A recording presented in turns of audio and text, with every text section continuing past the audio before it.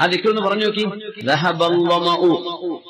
وابتلت العروق وثبت الأجر إن شاء الله. വേറെ ദിക്റുണ്ട്. اللهم لك صمت وعلى رزقك أفطرت. അങ്ങനെയുണ്ട്. വേറെ ഉണ്ട്. اللهم لك صمت وبك آمنت وعلى رزقك أفطرت. അങ്ങനെയുണ്ട്. ذهب الظمأ.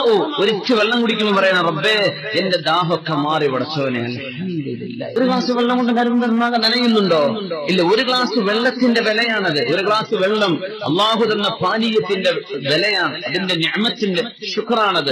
വബ്തല്ലത്തിൽ ഉറൂഖു വസബതൽ അജ്റു ഇൻഷാ അല്ലാഹ്. ഇൻഷാ അല്ലാഹ് ഈ നോമ്പിന് അല്ലാഹു കൂലി തരും, അത് ഉറപ്പാണല്ലോ. ഇൻഷാ അല്ലാഹ് കൂലി കിട്ടും. അങ്ങനെ കൂലി കിട്ടുമെന്ന് ധൈര്യമായി പറയണമെങ്കിൽ എന്ത് ചെയ്യണം?